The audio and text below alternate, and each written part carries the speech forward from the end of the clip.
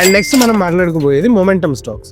So ఈ momentum stock గురించి మనం మాట్లాడుకోవాల్సి వస్తే, ఎప్పుడైతే మనకి మార్కెట్లో ఒక వాల్యూమ్స్ అనేవి కంటిన్యూస్గా ఒక స్టాక్లో ఉంటాయో అండ్ ఆ పర్టికులర్ స్టాక్లో వాల్యూమ్స్తో పాటు 50 and 200 మూవింగ్ యావరేజెస్ కిందకి రావడానికి కూడా ఆ స్టాక్ కనుక డౌట్ఫుల్గా ఉంటే అలాంటి స్టాక్స్ని మనం ఈ మొమెంటమ్ పికింగ్ కోసం చేసుకోవచ్చు. అండ్ ఇలాంటి స్టాక్స్లో మొమెంటమ్ ఇన్వెస్టింగ్ అన్నది యూస్ఫుల్గా ఉంటుంది. అండ్ ఈ మొమెంటమ్ స్టాక్స్లో ఇన్వెస్టింగ్ మనం చేస్తున్నప్పుడు మనం ఫోకస్ చేయాల్సిన విషయాలు కొన్ని ఉంటాయి.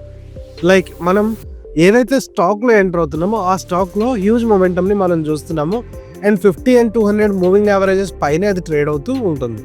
అండ్ ఈ మొమెంటమ్ స్టాక్స్ గురించి మనం మాట్లాడుకోవాల్సి వస్తే, ఏవైతే స్టాక్స్ కొంత స్ట్రాంగ్ మొమెంటమ్తో విత్ స్ట్రాంగ్ వాల్యూమ్ బ్రేక్ అవుతూ higher highs and higher lows form అవుతూ కంటిన్యూస్గా అప్ సైడ్ మూవ్ అవుతూ ఉంటుందో అలాంటి స్టాక్స్ని మనం మొమెంటమ్ స్టాక్స్ కింద చెప్పుకోవచ్చు. అండ్ మీరు కనుక మొమెంటమ్ ఇన్వెస్టర్ అయి ఉంటే డెఫినెట్గా మీకు ఎగ్జిట్ స్ట్రాటజీ అనేది తెలిసి ఉండాలి. బికాస్ వన్స్ మనం ఎంటర్ అవడమే మన చేతిలో ఉంటుంది.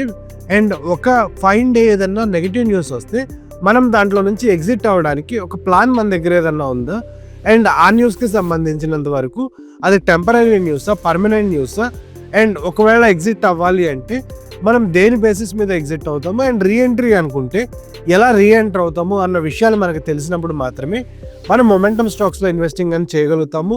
అండ్ ఇలాంటి స్ట్రాటజీ అండ్ ప్లానింగ్ మొత్తం మీ దగ్గర ఉంటే మిమ్మల్ని మొమెంటమ్ ఇన్వెస్టర్గా మాట్లాడుకోవచ్చు. Investments in the securities market are subject to market risk. Read all the related documents carefully before investing.